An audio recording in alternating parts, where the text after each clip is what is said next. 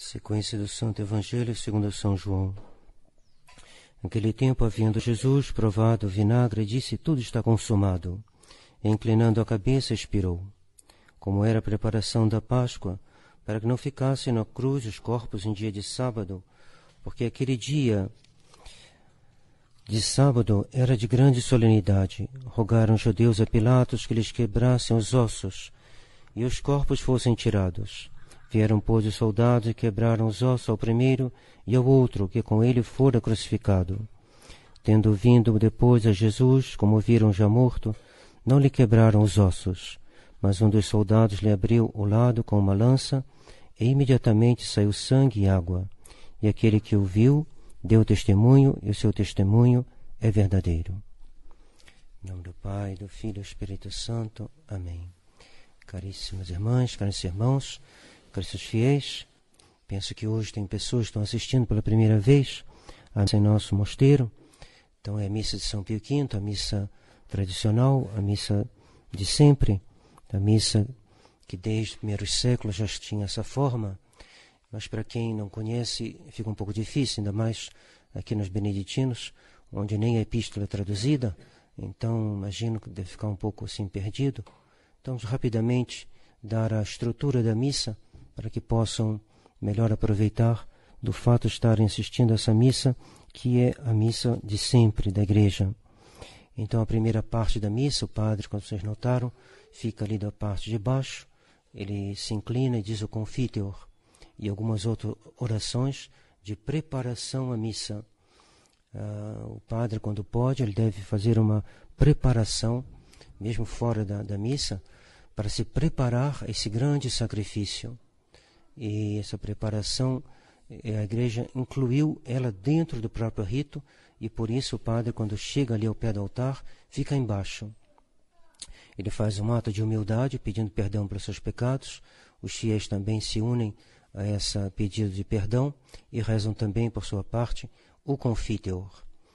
Depois começa a segunda parte da missa, que outrora é chamada Missa dos Catecúmenos, porque era a parte da missa que aqueles que estavam se preparando para o batismo assistiam.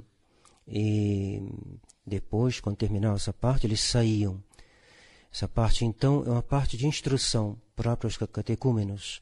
Então, nela tem a epístola, nela tem o evangelho, nela tem o sermão, nela tem também o credo, nos dias de festas e nos domingos como hoje.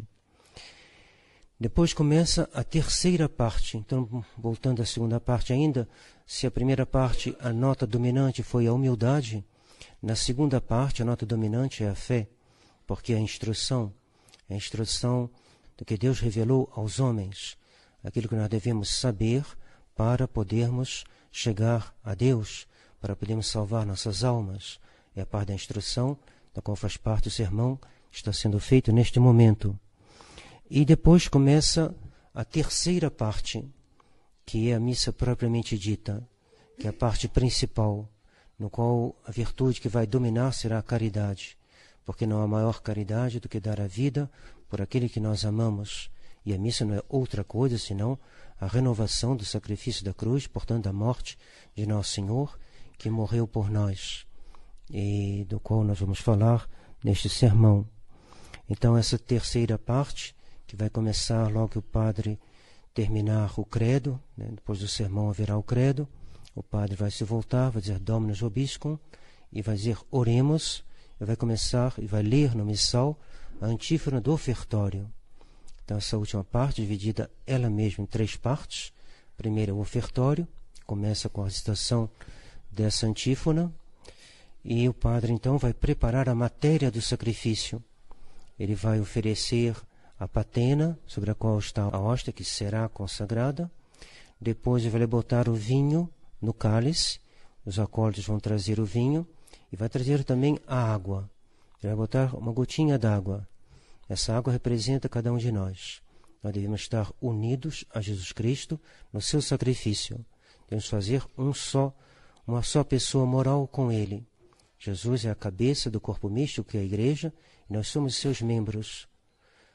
Assim como Adão, quando viu Eva, falou: eis o osso dos meus ossos, a carne da minha carne. Assim Nosso Senhor, quando nos vê também, nós que fomos batizados, nós que fomos unidos a Nosso Senhor, Ele também diz: eis o osso dos meus ossos, a carne da minha carne. Nós devemos ter os mesmos sentimentos que Nosso Senhor. Por isso se põe essa gotinha no vinho e a gota d'água vai se dissolver, vai se tornar vinho, praticamente, e será então a parte do ofertório. Então o padre vai levantar o cálice, oferecer a Deus, vai botar de novo sobre o corporal, vai incensar a matéria do sacrifício, incensando então o cálice, depois incensa o altar, e depois ele vai entrar na parte central, que é o cânon da missa. Então haverá o canto do prefácio, o canto dos santos, e o padre começa o cânon. Esse cânon é a parte mais antiga, mais solene, a mais santa. E dentro do cânon, a parte principal é, evidentemente, a consagração. Ali o padre vai cessar no modo narrativo que precede a consagração, vai botar os cotovelos sobre o altar, vai se inclinar, bem inclinado, e ali vai dizer as palavras da consagração.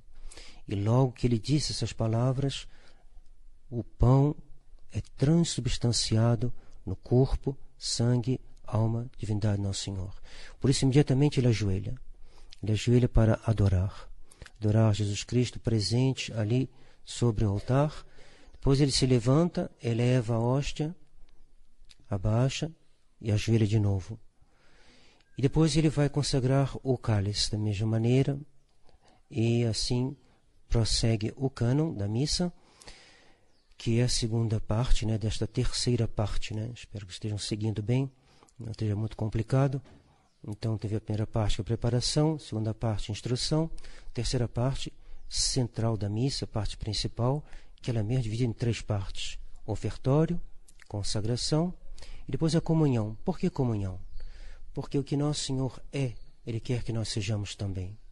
Por isso que Ele vem a nós comunicar os seus sentimentos, comunicar a sua ciência, comunicar a sua caridade, para assim como Ele deu sua vida por nós, nós sejamos também capazes de dar nossa vida por Ele.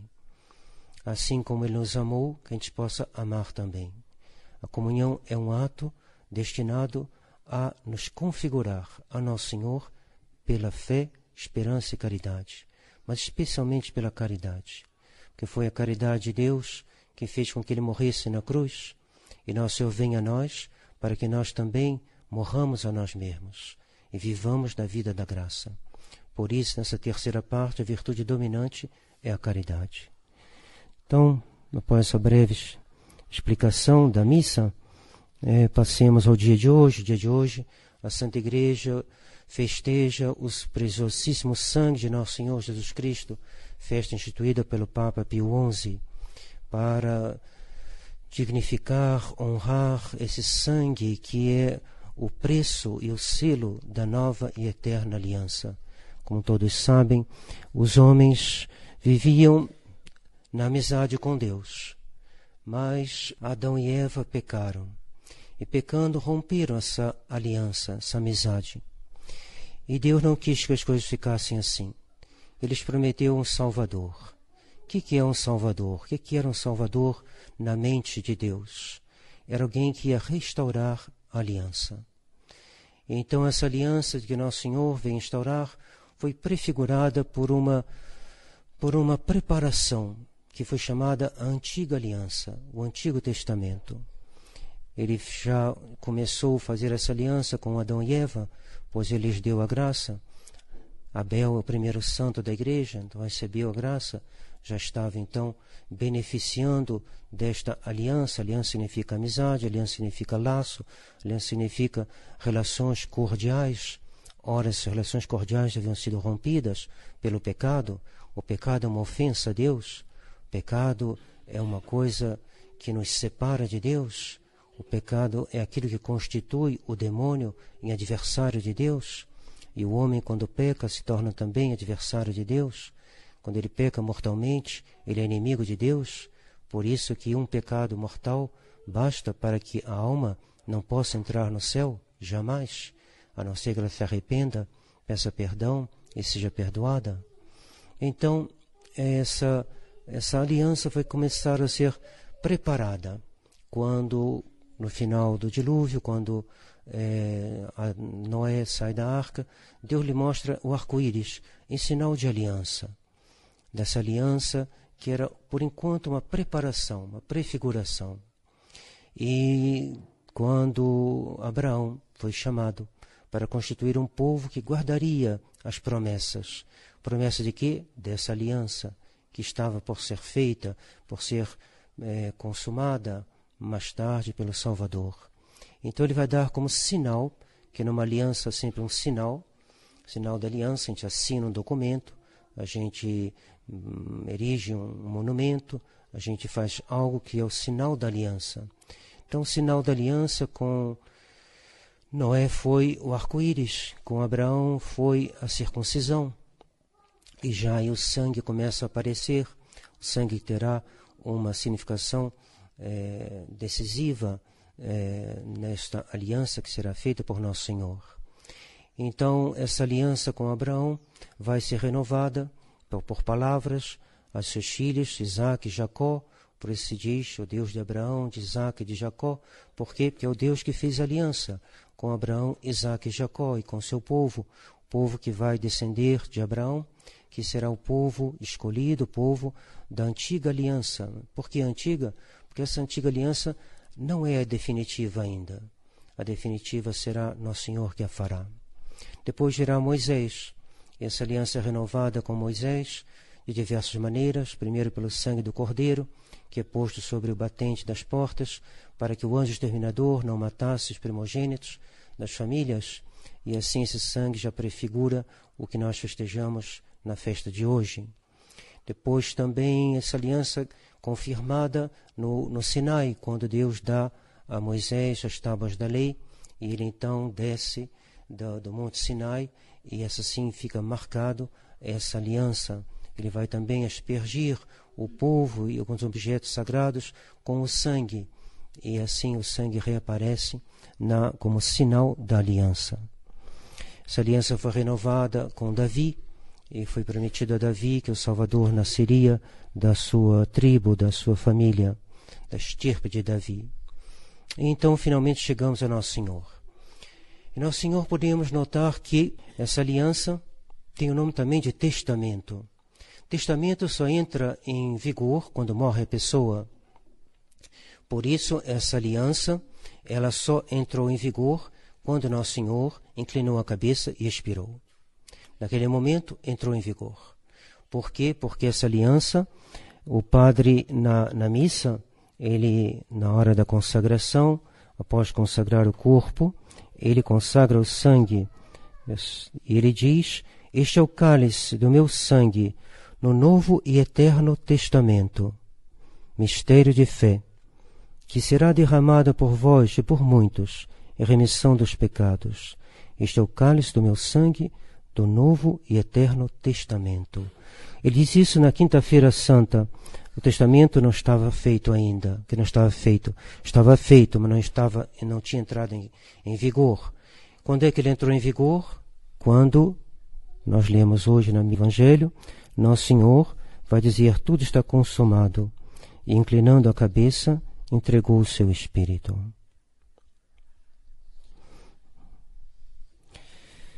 Naquele tempo, havendo Jesus provado o vinagre, disse: tudo está consumado. E, inclinando a cabeça, expirou. Quando ele expira, entra em vigor o Novo Testamento, novo e eterno testamento, nova e eterna aliança.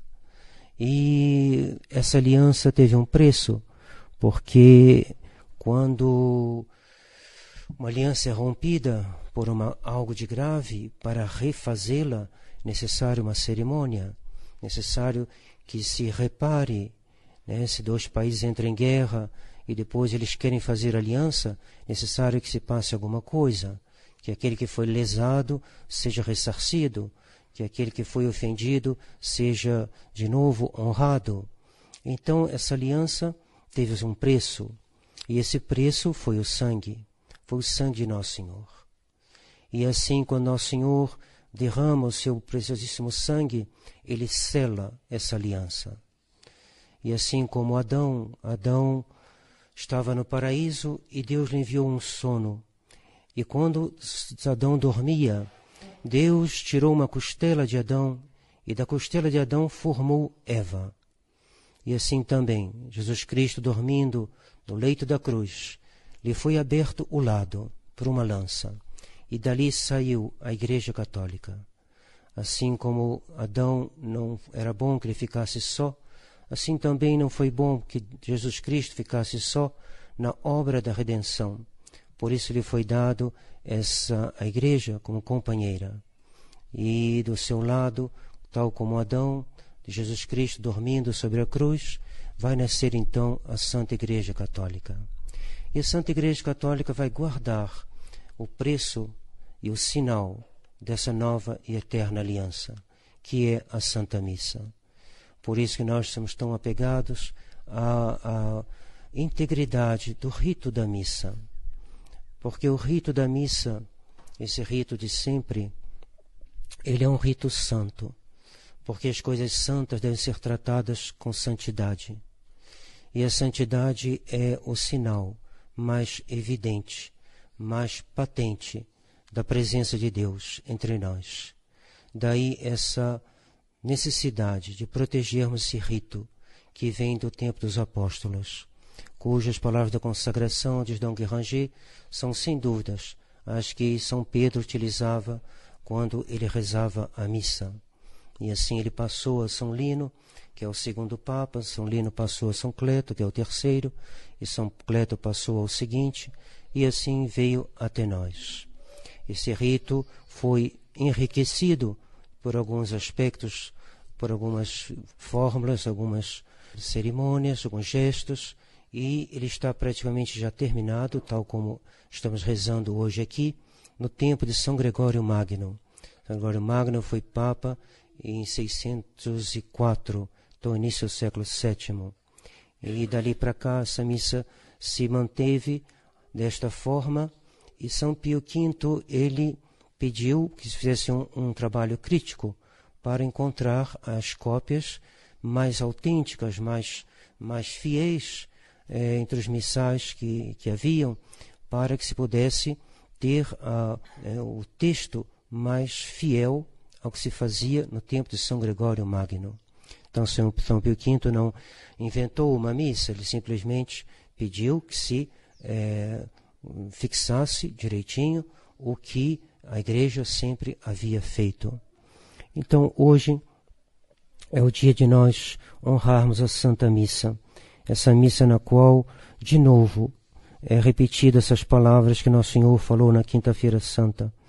E não só as palavras que ele disse na Quinta-feira Santa, mas é renovado a sua própria morte. Porque o que é a missa? A missa é a renovação incruenta, isto é, não há um derramamento de sangue, por isso chamada incruenta, do sacrifício cruento da cruz. Cruento por quê?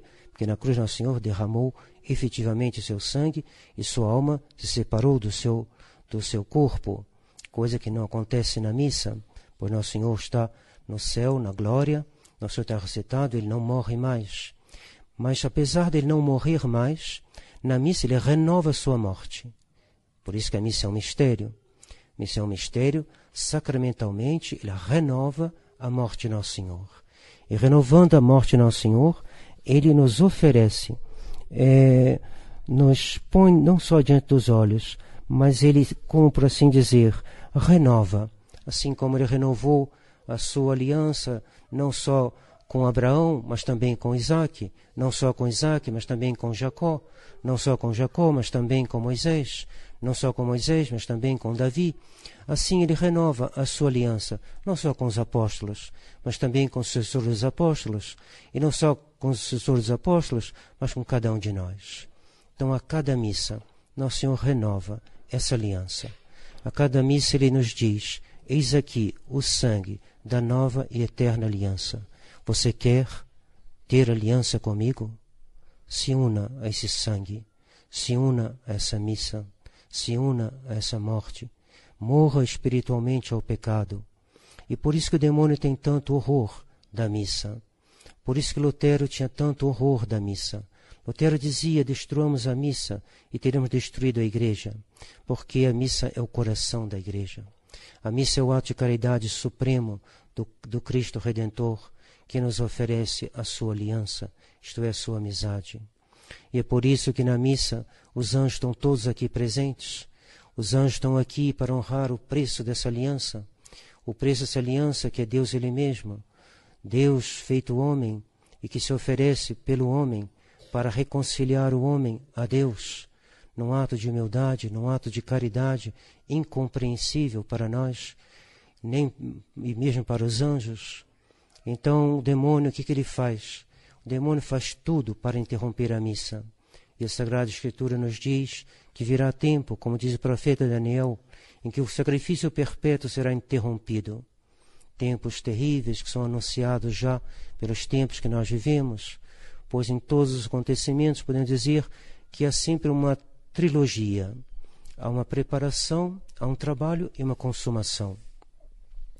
Há um trabalho que já começou, que para destruir a Santa Missa, e o profeta Daniel nos diz que esse dia virá.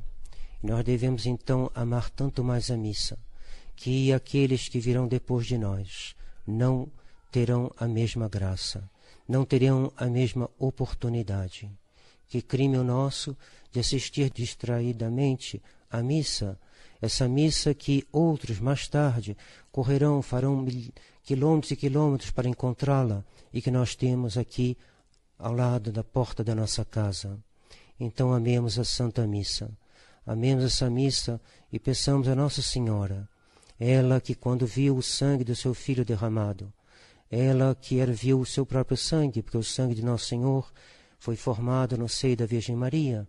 O sangue de Nosso Senhor não é outra coisa que o sangue de Maria Santíssima. Nossa Senhora, como toda mãe, olha como é que os outros tratam o seu filho. E, portanto, ela olha bem como é que o padre diz a missa. Ela presta atenção. Ela vai puxar a orelha do padre. Ela vai puxar a orelha dos fiéis também. E não só puxar a orelha, mas ela vai nos dizer um dia: eu dei o meu filho. Aquele sangue que ele derramou, eu derramei também. E você tinha ele à sua disposição para selar a nova e eterna aliança. O que você fez do sangue do meu filho? Então sejamos dignos filhos de Maria, possamos dizer a Nossa Senhora: Mãe Santíssima, eu não sou capaz de rezar uma missa. Eu não sou capaz de assistir a uma missa. Eu não sou capaz de receber a Santa Comunhão, se a Senhora não vier em minha alma, se a Senhora não vier no meu coração, se a Senhora não me ensinar. Pois a Senhora que conhece o seu filho, eu o conheço tão mal, minha fé é tão fraquinha. Como é que eu poderei tratar coisas tão santas, se a Senhora não vier me ensinar? Toda mãe é uma educadora. As mães são as educadoras do gênero humano. Nossa Senhora é educadora dos católicos. Ela nos educa. Peçamos a ela, então, que ela nos ensine a receber o sangue de Nosso Senhor na Santa Comunhão, onde recebemos o corpo, o sangue, alma e divindade de Nosso Senhor. Que ela ensine o Padre a rezar a missa, que ela ensine a todos nós de viver e de ser fiel a essa eterna, nova e eterna aliança que Jesus selou conosco com o seu sangue na Sexta-feira Santa, e que ela possa ser, como diz o texto da missa, como diz o texto, de São Paulo, que ela seja, da missa também, que ela seja eterna. Assim seja. Do Pai, do Filho e do Espírito Santo. Amém.